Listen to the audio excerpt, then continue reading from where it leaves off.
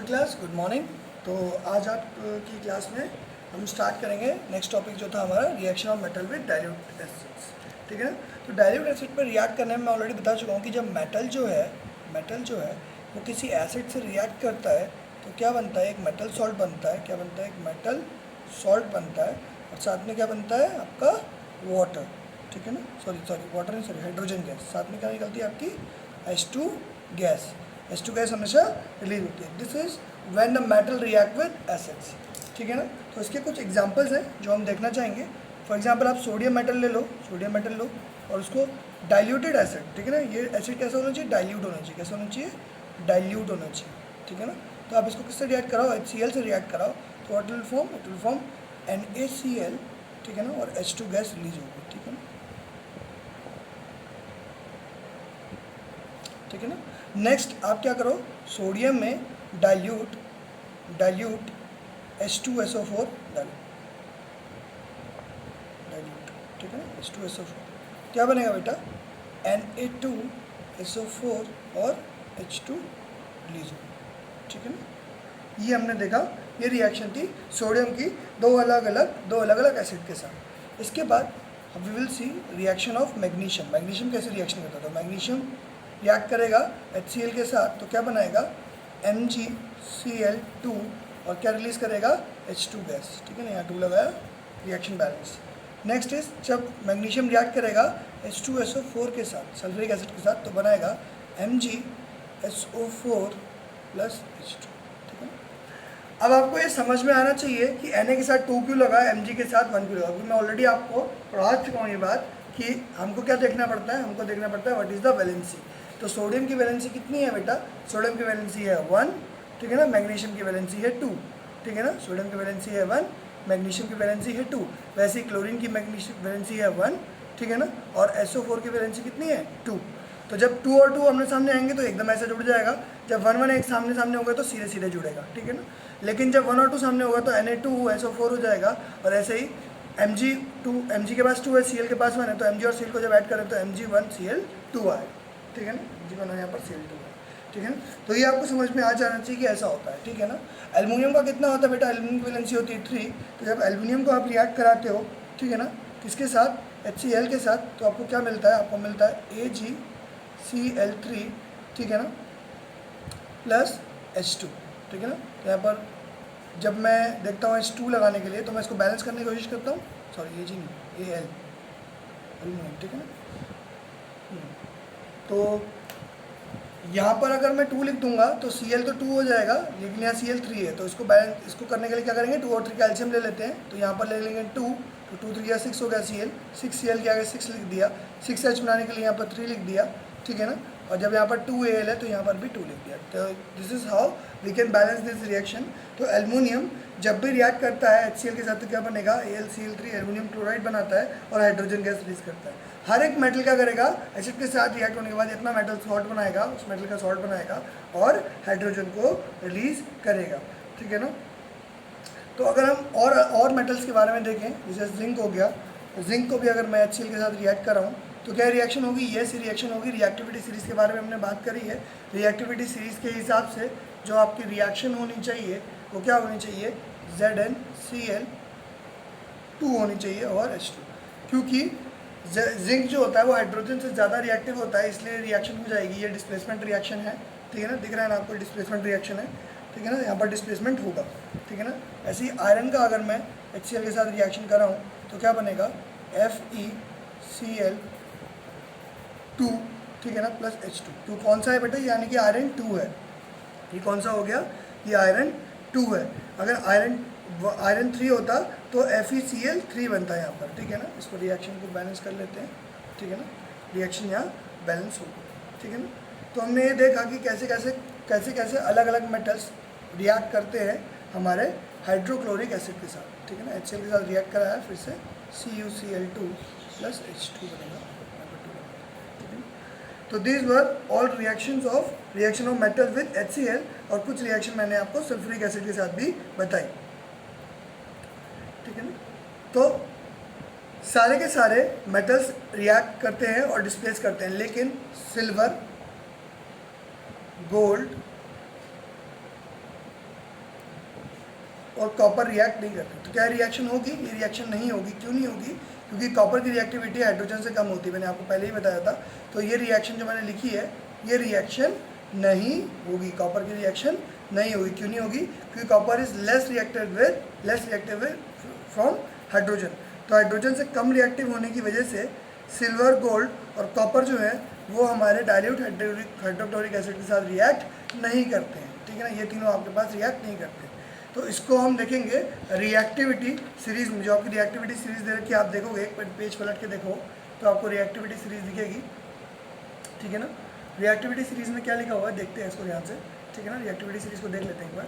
तो स्टार्ट किससे कर रखा है हमने? पोटेशियम से। सबसे ज़्यादा रिएक्टिव क्या है बेटा हमारे पास? पोटेशियम। फिर उसके बाद सोडियम, फिर कैल्शियम, फिर मैग्नीशियम, फिर aluminium, then zinc, then iron, then tin, then lead, ठीक है ना। लेड के बाद हाइड्रोजन जो है आपका, ऐसे मानते हैं हम, दिस इज अ, इसके रिलेटेड मानते हैं कि ये इससे ज़्यादा रिएक्टिव है, और इसके नीचे वाले हाइड्रोजन से कम रिएक्टिव है। इसमें आएगा कॉपर, मरकरी भी लिख दो, मरकरी, सिल्वर और गोल्ड, ठीक है ना। कॉपर, मरकरी, सिल्वर और gold. This is your order of decreasing reactivity, ठीक है ना। डिक्रीजिंग केमिकल रिएक्टिविटी है ये आपकी, ठीक है ना। ये सारे ऊपर के मेटल्स जो है वो सारे हाइड्रोजन ज़्यादा रिएक्टिव हैं। तो जब भी आप एसिड के साथ रिएक्शन कराओगे तो इनकी रिएक्शंस होगी, और इनकी रिएक्शंस एसिड के साथ नहीं होगी। डायरेक्ट एसिड के साथ आप कराओगे तो इनकी रिएक्शन नहीं होगी। क्यों? क्योंकि जो यहाँ पर रिएक्शन करने के लिए डिस्प्लेसमेंट करना है वो एच को डिस्प्लेस करना है, जो कि इसके पास कैपेबिलिटी नहीं है कि ये डिस्प्लेस कर पाए। तो इसलिए यहाँ पर ये वाली रिएक्शन नहीं होती है, रिएक्शन यहाँ पे नहीं होती है, ठीक है ना। तो आप जब भी आपसे पूछा जाएगा when Cu is added to H2SO4 क्या होगा? कुछ नहीं होगा। क्या होगा? कुछ नहीं होगा, because it can not displace hydrogen, ठीक है ना। तो H2SO4 के साथ भी हम बाकी सबकी रिएक्शन लिख सकते हैं, जैसे मैंने Mg तक की लिखी है, आप एल्युमिनियम की लिख लीजिए। देखते हैं एल्युमिनियम की रिएक्शन, देखते हैं, यहाँ देख लीजिए, ठीक है। Aluminium when react with H2SO4 gives what it gives, क्योंकि Al का 3 होता है और SO4 का 2 होता है। देखो Al का क्या होता है? 3 होता है, और SO4 का कितना होता है? 2 होता है। तो 2 इधर जाएगा, 3 इधर जाएगा, तो Al2SO4 होल थ्राइस ये बनेगा, ठीक है ना। ये क्यों बनेगा ऑलरेडी मैं आपको बता चुका हूँ, ठीक है ना। आपको हमेशा पता होना चाहिए कि क्या बनेगा जब भी आप ऐसे रिएक्शन करवाओगे, ठीक है ना। मैग्नीशियम का बता दिया, जिंक का देख लेते हैं। जिंक जब H2SO4 के साथ रिएक्ट करता है तो क्या करता है? जिंक जब H2SO4 के साथ रिएक्ट होता है तो क्या करता है? वो बनाता है ZnSO4 प्लस H2। इस प्रॉपर्टी जो Cu की प्रॉपर्टी है, कम रिएक्टिव होने की प्रॉपर्टी, इस प्रॉपर्टी की वजह से भी हम क्या करते हैं, ज़्यादातर Cu कॉपर की वायर्स को बनाते हैं। एक तो कॉपर की जो कनेक्टिविटी होती है वो बाकी सबसे ज़्यादा होती है, जैसे सिल्वर गोल्ड से कम होती है, सिल्वर गोल्ड से कम होती है। जो आपका एक क्वेश्चन था जिसमें मैंने कॉपर लिखवाया था, मैंने आपको बताया भी था कि सबसे ज़्यादा जो रिएक्टिव होता है, मतलब सबसे ज़्यादा जो कंडक्टिव होता है वो आपका गोल्ड होता है, सिल्वर भी नहीं होता बेटा। वो क्या होता है? आपका गोल्ड होता है। सबसे ज़्यादा कंडक्टिव मेटल जिसकी कंडक्टिविटी सबसे ज़्यादा होती है वो कौन सा होता है बेटा? गोल्ड होता है। कॉपर आपका सिल्वर भी नहीं होता है, ठीक है ना। कई जगह सिल्वर लिखा होता है क्योंकि सिल्वर की वायर्स आपने फिर भी देखी होगी। गोल्ड की वायरिंग भी होती है, कहाँ होती है बेटा? गोल्ड की वायरिंग होती है आपके जो ये क्या कहते हैं एरोप्लेन्स होते हैं, इनमें जो भी वायरिंग होती है वो गोल्ड की होती है। क्योंकि उससे क्या होता है, एक तो आपका जो लॉस ऑफ आपका क्या कहते हैं करंट या वोल्टेज जो लॉस होती है वो लॉस बहुत कम होता है। तो रेजिस्टेंस कम होगा तो लॉस भी कम होगा, कनेक्टिविटी अच्छी होगी, ठीक है ना। तो हम कॉपर को इसलिए प्रेफर करते हैं क्योंकि एक तो इसका रेट कम होता है, इसका जो कॉस्ट है वो कम है, पहली चीज़ कॉस्ट कम है। दूसरा ये बहुत ज़्यादा अनरिएक्टिव होता है, जैसे कि सिल्वर और कॉपर अनरिएक्टिव होते हैं, ये भी बहुत ज़्यादा अनरिएक्टिव होता है। तो इसके अनरिएक्टिव की वजह से जैसे मान लो कि एसिड रेन भी हो रही है तो कॉपर वायर के ऊपर कोई फर्क नहीं पड़ेगा, क्योंकि कॉपर एसिड के साथ रिएक्ट करता ही नहीं है। तो इसलिए हम क्या करते हैं, कॉपर वायर्स को क्या करते हैं, प्रेफर करते हैं जब भी हम उसको यूज़ करें, क्योंकि इसकी स्ट्रेंथ भी अच्छी है, एल्यूमिनियम से स्ट्रेंथ भी अच्छी है, और इसका क्या कहते हैं, इसकी कंडक्टिविटी भी अच्छी है, ठीक है ना। तो इसलिए मैंने वहाँ पर आपको कॉपर लिखवाया था बेस्ट कंडक्टर में। अगर बेस्ट कंडक्टर आपको देखना है तो वो सिल्वर भी नहीं है, वो क्या है आपका गोल्ड है, तो आप वहाँ पर गोल्ड लिख लो, ठीक है ना। और अगर आप कॉपर लिख रहे हो तो आप लिखोगे कॉपर कंसिडरिंग द कॉस्ट, और उसके बाद एक क्वेश्चन और था कि which are the bad conductor of which metals are bad conductor of heat and electricity, जो भी आपने बोला था। तो उसका आंसर क्या था? उसका आंसर था आपका मरकरी, मैंने गलत बता दिया था आपको ऑलरेडी, ठीक है ना। मरकरी है उसका आंसर। ठीक है ना। उसका आंसर क्या लिखोगे आप, मरकरी लिखोगे, ठीक है ना। लेट बी है उसका आंसर, लेकिन आप मरकरी लिख देना बस, ठीक है ना, मोर देन सफिशिएंट हो जाएगा, ठीक है ना। और रिएक्शंस आपकी देख लेते हैं। आयरन की जब रिएक्शन हो गया है SO4 के साथ क्या होगा, Fe + H2SO4 अगर करोगे, क्या देखते हैं, नेक्स्ट पेज पे देख लेते हैं। सॉरी, Fe + H2SO4 क्या बनेगा, FeSO4 + H2। अगर FeSO4 बना रहा है दैट मीन्स क्या, ये आयरन 2 है। अगर ये आयरन 3 होता, Fe3 वाला होता, आयरन 3 वाला होता, तो H2SO4 के साथ रिएक्ट जब मैं कराता तो ये बनता Fe2SO4 होल थ्राइस + H2, ठीक है ना, ऐसे करके बनता। और फिर आपको यहाँ पर रिएक्शन को बैलेंस करना पड़ता। तो कैसे बैलेंस करते हैं आप इसको, रिएक्शन को देखो, SO4 3 हो गया है तो 3 2 6 कर सकते हो, सॉरी 3 है नहीं, 3 2 6 कर सकते हो, और ये 2 है, इसको 3 2 6 कर सकते हो। अभी दोनों 6 हो गया तो यहाँ इसके आगे 6 लगा दिया, नहीं एक मिनट, दोबारा से बैलेंस करने की कोशिश करते हैं। Fe3 है ये plus H2SO4 gives FeSO4 whole thrice + H2, ठीक है ना। तो अगर मैं ये इसको 3 करना है आपको, ठीक है ना, यहाँ 1 है तो यहाँ आगे 3 लगा देता हूँ तो 3 2 6 हो जाएगा, तो यहाँ पर भी 3 2 6 हो गया, ठीक है ना। आयरन यहाँ पर बैलेंस हो गया, ठीक है ना। यहाँ पर 3 लगाते ही ये क्या हो गया, बैलेंस होगा, क्योंकि यहाँ पर 6 और 3 लगाने के बाद मेरे को यहाँ पर फिर से क्या लिखना पड़ता, मेरे को यहाँ फिर से 3 लिखना पड़ता, यहाँ 2 लिखना पड़ता, फिर 2 से पूरे को डिवाइड करके तो फिर आंसर दूसरा आ जाता। तो इसलिए मैंने क्या किया, लीस्ट नंबर लिए हैं जो कि इसमें लिखकर मेरे ये रिएक्शन बैलेंस हो गया, ठीक है ना, अगर आयरन 3 होता, ठीक है ना। तो हमने सारे का डिस्कस कर दिया, जिंक, एल्युमिनियम, मैग्नीशियम, सोडियम की रिएक्शन के साथ, दूसरे एक एसिड के साथ जिसका नाम है सल्फ्यूरिक एसिड, ठीक है ना, सल्फ्यूरिक एसिड। तो when metal react with dilute nitric acid then hydrogen gas is not revolve, क्यों नहीं होती है, HNO3 के साथ रिएक्शन होने में क्यों नहीं होता। देखो HNO3 के साथ जब रिएक्शन होती है, HNO3 क्या होता है, हमारा बहुत ज़्यादा स्ट्रॉन्ग ऑक्सीडाइजिंग एजेंट होता है, ठीक है ना। तो जैसे ही ऑक्सीजन निकलती है तो क्या करता है, डाइल्यूट नाइट्रिक एसिड जो होता है वो ऑक्सीडाइज हो जाता है और सीधे वाटर बना देता है। तो जब भी आप इसके मान लो कि आपने इसकी रिएक्शन कराई सोडियम के साथ, तो जब आप ये कराओगे तो आपका मेटल सॉल्ट तो बन जाएगा, NaNO3 तो बन जाएगा, लेकिन जो भी आपका इसमें रिलीज होते हैं हाइड्रोजन, वो ऑक्सीजन के साथ रिएक्ट करके H2O बना देती है, क्योंकि HNO3 बहुत ज़्यादा हाईली ऑक्सीडाइजिंग एजेंट है। तो क्या होता है, तो हम ये देखते हैं कि इसके साथ ऐसा करता है, क्योंकि सोडियम बहुत ज़्यादा रिएक्टिव होता है, ठीक है ना। लेकिन जब यही केस क्या अगर आप मैग्नीशियम के साथ देखोगे, तो मैग्नीशियम के साथ जब HNO3 का आप रिएक्शन कराओगे तो क्या होगा, क्योंकि ये कम रिएक्टिव है तो ये बनाता है MgNO3 होल ट्वाइस, ठीक है ना, प्लस H2। यहाँ पर इस केस में क्या होता है, आपकी हाइड्रोजन गैस आपको मिल जाती है, ठीक है ना। Same is the case with magnesium के साथ भी ऐसा ही है, और मैग्नीज के साथ भी, Mn जो होता है आपका मैग्नीज होता है, उसके साथ भी सेम यही केस है, HNO3 के साथ जब रिएक्ट करें, क्योंकि इसकी रिएक्टिविटी क्या है, इसकी रिएक्टिविटी थोड़ी सी कम है, ठीक है ना, इसकी रिएक्टिविटी थोड़ी सी कम है, इसकी वजह से यहाँ पर आपकी हाइड्रोजन गैस मिलती है, नहीं तो यहाँ पर क्या हो जाता है, आपका वाटर बन जाता है, ठीक है ना। तो अगर आप बहुत ही ज़्यादा डाइल्यूट करोगे, ये बहुत ज़्यादा एक्स्ट्रा डाइल्यूटेड बहुत ज़्यादा, ठीक है ना, वेरी डाइल्यूटेड एसिड है, ताकि ये इसको ऑक्सीडाइज ना कर पाए, ठीक है ना। तो ये ऐसी रिएक्शन कर देता है, वरना HNO3 ऐसी रिएक्शन नहीं करता, वो सीधे क्या बनाता है, वाटर बनाता है, ठीक है ना। इसके बाद हम लोग एक एसिड और पढ़ेंगे, उसका नाम है एक्वा रीजिया। मैं इसको एसिड क्यों बोल रहा हूँ, क्योंकि ये क्या है, this is a mixture of acid, ये मिक्सचर से बना हुआ है, किससे, 2 एसिड के मिक्सचर ऑफ 2 एसिड। ये जो है सबसे ज़्यादा, ये एक ऐसा सोल्यूशन है जो कि सबसे ज़्यादा रिएक्टिव है, मतलब इसकी रिएक्टिविटी इतनी ज़्यादा है कि ये क्या करता है, ये गोल्ड के साथ भी रिएक्ट कर जाता है, ठीक है ना। तो जो आपका गोल्ड स्मिथ है, उसके बाद एक सॉल्यूशन होता है हमेशा, जिसमें वो आपका क्या कहते हैं, जब आप सोने की कोई चीज़ लाते हो उस पर ब्लैक जमा हो जाता है, उसके ऊपर कुछ कोई मतलब क्या कहते हैं कोरोजन होने लगता है और जमा हो जाता है, जो कुछ लेयर जमा हो जाती हैं, आपका सोना काला पड़ जाता है, तो उसको साफ़ कर देता है, वो एक सोल्यूशन में डालता है, एकदम से साफ़ हो जाता है। तो एक्चुअली क्या होता है, जो वो ब्लैक वाला एरिया होता है ऊपर का, वो एक्वा रीजिया में डालता है, और एक्वा रीजिया क्या करता है, उससे रिएक्ट कर जाता है, एक्वा रीजिया क्या करता है, उससे रिएक्ट कर जाता है, रिएक्ट विद दिस, और उसको क्या करता है, ऑक्सीडाइज कर देता है, ठीक है ना। और वहाँ पर क्या बनता है, वहाँ पर आपके पास फिर प्योर गोल्ड आपको नीचे वाली लेयर में मिल जाता है, क्योंकि ऊपर वाला एरिया तो क्या कर गया, रिएक्ट कर गया। तो एक्वर एक चीज़ है, इसके बारे में लिख लेंगे हम, इसके बारे में लिखेंगे, it is a freshly prepared mixture of one part of concentrated nitric acid and three parts of concentrated hydrochloric acid. इसका मतलब एक्वा रीजिया में HNO3 और रेशियो देखूँ HCl का, तो क्या होता है, वो रेशियो क्या होता है, 1:3 का होता है। किसका होता है, 1:3 का होता है।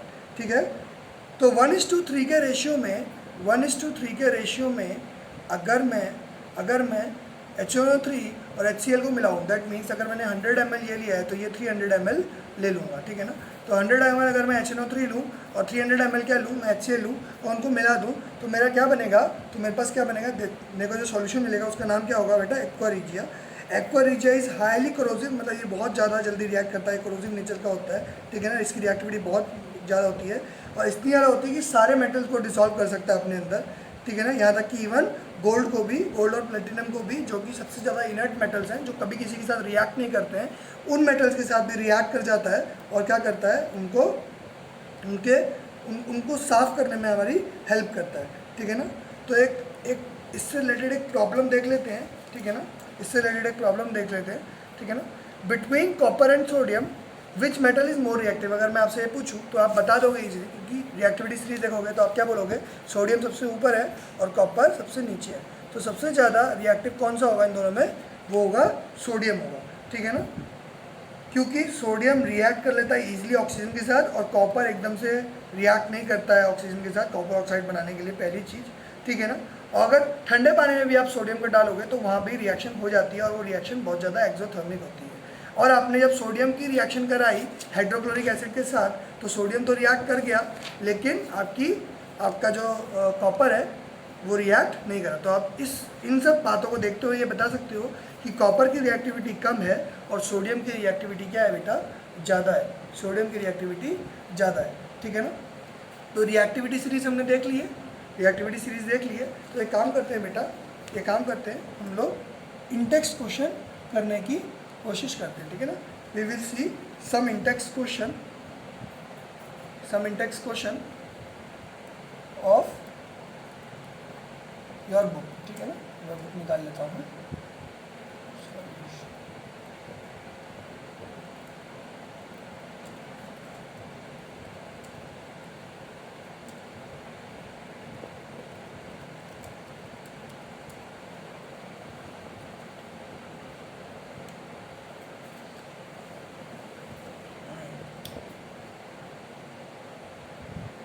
बेटा, तो फर्स्ट क्वेश्चन क्या है आपका, फर्स्ट क्वेश्चन देखते हैं। फर्स्ट क्वेश्चन है आपका बेटा, फर्स्ट क्वेश्चन दिया हुआ, why is sodium kept immersed in kerosene oil. हम ज़्यादातर सोडियम को जो है किस में डालते हैं बेटा, केरोसिन ऑयल में डुबा के रखते हैं। ठीक है ना, ऐसा क्यों करते हैं।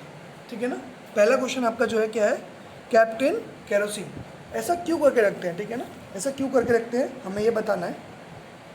ठीक है ना, तो ऐसा इसलिए करते हैं क्योंकि आपको पता है, आपने देखा रिएक्टिविटी सीरीज में देखा आपने, सोडियम बहुत ज़्यादा ऊपर है और अगर आप सोडियम को एयर में भी रख दोगे तो वो रेगुलर एयर से भी रिएक्ट कर जाता है, पानी में रखोगे तो पानी से भी रिएक्ट कर जाता है। तो केरोसिन कैसा होता है, केरोसिन एक इनर्ट ऑयल है जो कि फटाफट रिएक्ट नहीं करता है। ठीक है ना, इसलिए हम क्या बोलते हैं कि इसलिए हम क्या करते हैं, सोडियम को क्या करते हैं, हमेशा किस में रखते हैं, केरोसिन में डुबा के रखते हैं।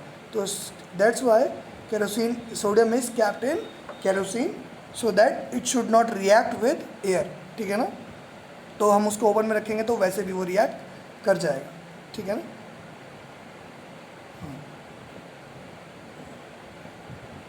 तो जो डाउट था, एक डाउट था। ठीक है ना, 40 पेज नंबर 40 पे जो क्वेश्चन थे उसमें जो डाउट था, तो आपको सिल्वर वाला डाउट तो मैंने क्लियर कर दिया कि सिल्वर भी नहीं लिखोगे आप, क्या करोगे, आप लिखोगे gold is the best conductor of heat. ठीक है ना, और mercury and lead are the poor conductor of heat. ठीक है ना, मर्क्यूरी और लेड जो है वो आपके पुअर कंडक्टर है हीट के। ठीक है ना, ये लिखोगे।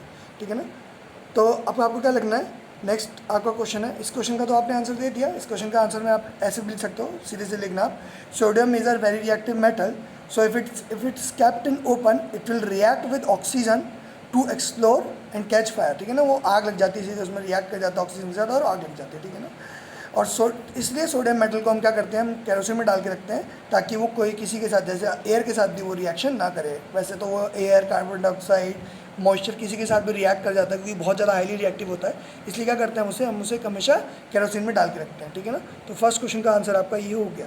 ठीक है ना, सेकंड क्वेश्चन आपको लिख दिया हुआ है, right the equation of the reactions. ठीक है ना, ठीक है ना, इसकी इक्वेशन लिखनी जो कि आपको पहले दे रहा है, iron with steam. Iron with steam, steam क्या है बेटा आपकी, वाटर ही है। ठीक है ना, H2O स्टीम है, तो that means iron with easily react. तो आयरन का जब आप स्टीम के साथ रिएक्शन कराओगे तो क्या बनेगा, Fe3O4 ऑक्सीडाइज हो जाएगा और आपका क्या होगा, H2 रिलीज होगा। तो जब भी हमने देखा था कि मेटल जब भी वाटर के साथ रिएक्ट करता है तो क्या करता है, एक मेटल ऑक्साइड बनाता है और आपका हाइड्रोजन गैस रिलीज होती है। तो this will be your reaction when iron react with steam. ठीक है ना, इस रिएक्शन को बैलेंस करने की कोशिश करते हैं। Fe3 है, यहाँ पर 3 लगा देते हैं, O4 है तो यहाँ पर 4 लगाते हैं और 4 2 8 के लिए यहाँ पर भी 4 लगा देते हैं। ठीक है ना, this is how you can balance the reaction. ठीक है ना, एंड राइट द रिएक्शन। इसके बाद नेक्स्ट रिएक्शन जो है, जो थर्ड है आपका, क्वेश्चन नंबर 3 है, यहाँ देखते हैं क्वेश्चन नंबर 3 है। 3 क्या दिया हुआ है बेटा, ओ सॉरी पार्ट, इसमें सेकंड पार्ट, सॉरी 3 नहीं, इसमें सेकंड पार्ट देखते हैं, सेकंड पार्ट देखते हैं। क्या लिखा हुआ है, calcium and potassium with water. पहले कैल्शियम की रिएक्शन और फिर पोटेशियम की रिएक्शन। तो कैल्शियम की रिएक्शन विद वाटर, कैल्शियम का वैलेंसी 2 होती है, तो कैल्शियम क्या बनाएगा, CaOH एक्वस, यानी कि इस कैल्शियम हाइड्रोक्साइड बनाएगा और क्या बनाएगा, यहाँ पर H2 गैस रिलीज होगी। ठीक है ना, ठीक है ना, यहाँ पर ये रिलीज होगी। अब इसको बैलेंस करने की कोशिश करते हैं। यहाँ पर H2 है, ठीक है ना, और यहाँ CaOH होल ट्वाइस है, तो 2 और 2 4 हो गए, यहाँ पर 2 लिख देंगे तो सब कुछ बैलेंस हो जाएगा। ठीक है ना, ऐसे ही सोडियम हमारा सॉलिड सोडियम हमारा रिएक्ट करेगा किससे, वाटर से, तो क्या बनाएगा KOH। ठीक है ना, और क्या रिलीज़ होगी, हाइड्रोजन गैस रिलीज़ होगी। ठीक है ना, KOH बनेगा और हाइड्रोजन गैस रिलीज़ होगी। तो यहाँ पर क्या आपको इसको बैलेंस करना, तो कैसे करेंगे, यहाँ पर 2 लिख देंगे। ठीक है ना, यहाँ पे भी 2 लिख देंगे,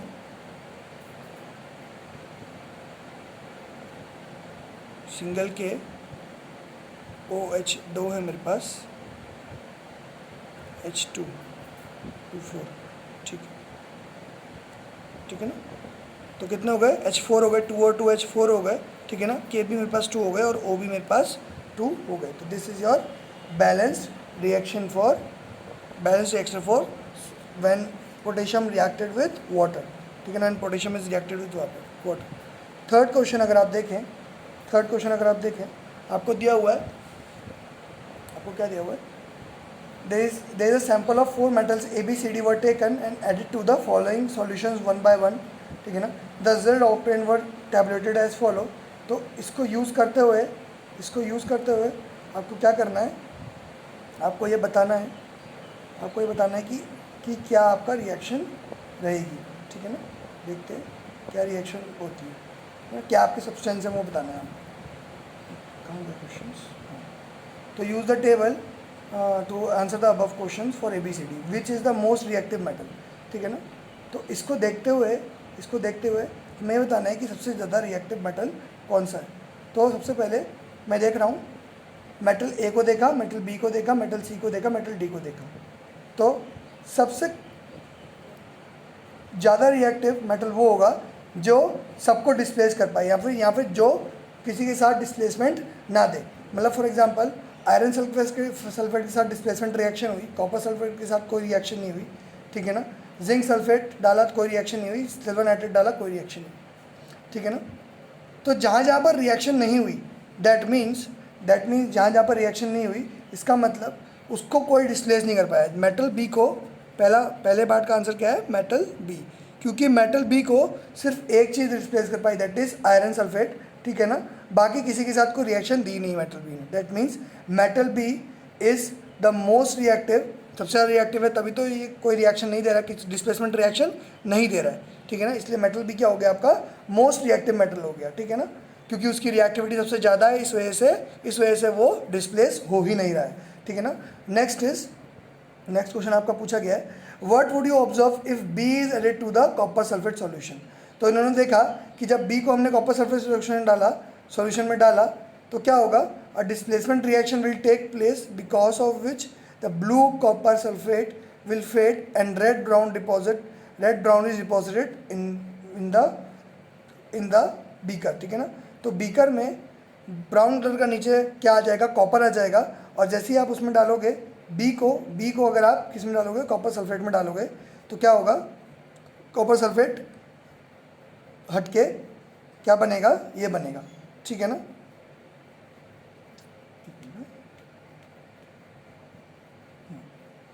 तो what would you observe if B is added to the solution of copper sulphate. तो कॉपर सल्फेट के सॉल्यूशन में डालेंगे तो क्या होगा, वहाँ पर डिस्प्लेसमेंट रिएक्शन होगी, क्योंकि जब वो आयरन सल्फेट के साथ डिस्प्लेसमेंट रिएक्शन करा दे रहा है तो कॉपर सल्फेट के साथ तो आराम से करा ही देगा, क्योंकि कॉपर जो है वो क्या है, आयरन से कम रिएक्टिव है। ठीक है ना, इन सब में सबसे ज़्यादा रिएक्टिव आयरन है, और जब आयरन को डिस्प्लेस कर दे रहा है वो किसी को भी डिस्प्लेस कर देगा। ठीक है ना, इसलिए वो इन्होंने पार्ट खाली छोड़ रखे हैं, क्योंकि वो आपको देने हैं जवाब। ठीक है ना, third is arrange the metal A B C D in order of increasing reactivity. तो आपको क्या करना है, इसको इंक्रीजिंग ऑर्डर ऑफ रिएक्टिविटी में आपको लिखना है कि आपकी रिएक्टिविटी किसकी ज़्यादा है, किसकी कम है। तो हमने देखा कि सबसे ज़्यादा पहले तो iron sulphate, copper sulphate, zinc sulphate और सिल्वर नाइट्रेट, इनको आप क्या करो, इनके ऑर्डर ऑफ रिएक्टिविटी के हिसाब से रख दो। तो सबसे ज़्यादा क्या है, आयरन रिएक्टिव है। ठीक है ना, उसके बाद रिएक्टिव कौन सा है बेटा, जिंक। रिएक्टिविटी सीरीज देखेंगे बेटा, रिएक्टिविटी सीरीज देखेंगे, रिएक्टिविटी सीरीज देखो ऊपर जाके, देखो रिएक्टिविटी सीरीज दे रखी है, सबसे ज़्यादा इनमें जिंक, सबसे ज़्यादा क्या है इसमें, जिंक है रिएक्टिव।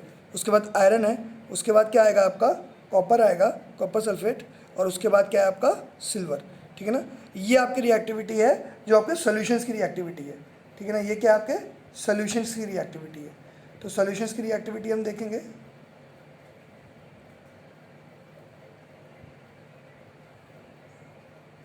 सॉल्यूशंस की रिएक्टिविटी देख लिया अब हमने। अब हमें बताना है कि ए बी सी डी में से कौन सा रिएक्टिव है। तो जो सबसे ज़्यादा रिएक्टिव, मतलब यानी कि जिंक को भी जो डिस्प्लेस कर देगा वो होगा हमारा सबसे ज़्यादा रिएक्टिव। तो हमने देखा कि जिंक को कोई भी डिस्प्लेस नहीं कर पा रहा है, जिंक के साथ कोई रिएक्शन हो नहीं पा रही, जिंक को कोई भी डिस्प्लेस नहीं कर पा रहा है। क्योंकि जिंक को कोई भी डिस्प्लेस नहीं कर पा रहा है, इसलिए मैं क्या बोलूँगा कि जो सबसे ज़्यादा रिएक्टिव मेटल है, उसके बाद मैं किस पे जाऊँगा, उसके बाद मैं आयरन के पास जाऊँगा। तो आयरन को डिस्प्लेस करने वाला कौन है, मेरे पास सिर्फ बी है। तो सबसे ज़्यादा रिएक्टिव कौन सा हो गया, बी। ठीक है ना, सबसे ज़्यादा रिएक्टिव कौन सा हो गया, बी। इससे कम रिएक्टिव कौन है, इससे कम रिएक्टिव कौन है, इन्होंने क्या बोला, डिक्रीजिंग ऑफ रिएक्टिविटी। ठीक है ना, डिक्रीजिंग ऑर्डर यानी सबसे ज़्यादा बी। उसके बाद सेकंड नंबर पे कौन आता है मेरा, उसके बाद मैं देखूंगा इसके बाद मेरा कॉपर को डिस्प्लेस कौन कौन कर पा रहा है, कॉपर को कौन सा डिस्प्लेस कर पा रहा है, सिर्फ ए डिस्प्लेस कर पा रहा है। तो इसके बाद रिएक्टिविटी किसकी होगी, एक ही होगी। ठीक है ना, उसके बाद मेरा नंबर का है सिल्वर का। तो सिल्वर को डिस्प्लेस कौन कर पा रहा है, सिर्फ सी कर पा रहा है। ठीक है ना, और हमने डी को देखा, डी किसी को भी रिप्लेस नहीं कर पा रहा, तो सबसे कम रिएक्टिविटी किसकी होगी, डी की होगी। तो मैं ये बता सकता हूँ कि डी एलिमेंट कौन सा है, डी एलिमेंट कौन सा है जो कि सिल्वर को भी डिस्प्लेस ना कर सके, वो सिल्वर से भी कम रिएक्टिविटी किसकी है, आपकी गोल्ड की। तो डी क्या हो जाएगा आपका, गोल्ड। आप ऐसे भी बता सकते हो। उसके बाद जो सिर्फ कॉपर को क्या कहते हैं, डिस्प्लेस कर पा रहा है और किसी को डिस्प्लेस नहीं कर पा रहा है, तो वो कौन सा होगा बेटा, रिएक्टिविटी सीरीज जाओ, रिएक्टिविटी सीरीज में देखो बेटा, रिएक्टिविटी सीरीज में will see what will see in reactivity series. हमने रिएक्टिविटी सीरीज में देखा कि कॉपर के ऊपर कौन कौन है, कॉपर से नीचे कौन कौन है, जो कॉपर को भी डिस्प्लेस नहीं कर पा रहा है, जो सिल्वर को डिस्प्लेस नहीं कर पा रहा है वो क्या, गोल्ड। और जो कॉपर को भी डिस्प्लेस नहीं कर पा रहा है वो कौन सा है बेटा आपका, या तो वो सिल्वर होगा या मरकरी होगा। ठीक है ना, तो सिल्वर या मरकरी में से कोई होगा सी आपका। ठीक है ना, ए क्या होगा, ए जो है वो किसको डिस्प्लेस कर पा रहा है, ए डिस्प्लेस कर पा रहा है सिर्फ और सिर्फ कॉपर को। ठीक है ना, ए कॉपर को डिस्प्लेस कर पा रहा है, यानी कि ए की जो वैल्यू है वो कॉपर से ऊपर होगी, ए की वैल्यू जो है वो कॉपर से ऊपर होगी। तो कॉपर से ऊपर कौन कौन से हैं आपके पास, लेड है, लेड, टिन, ये सब है। ठीक है ना, तो ये आप ऐसे डिफाइन कर सकते हो कि ये सब्सटेंस ऐसे इनमें से हो सकते हैं। ठीक है ना, और बी सबसे ज़्यादा रिएक्टिव है। बी जो है वो आयरन को डिस्प्लेस कर पा रहा है, लेकिन किसको डिस्प्लेस नहीं कर पा रहा, किसके साथ, इन्होंने जिंक के साथ कोई रिएक्शन नहीं दिखाई है।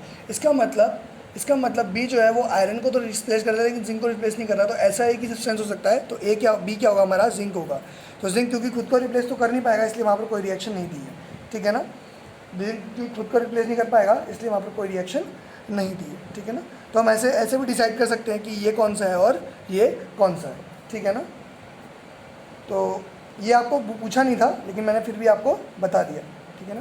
तो थर्ड क्वेश्चन आपने देखा इस एक्सरसाइज में, इस इंटेक्स क्वेश्चन में हमने थर्ड क्वेश्चन देखा कि कैसे कैसे होगा, ठीक है ना,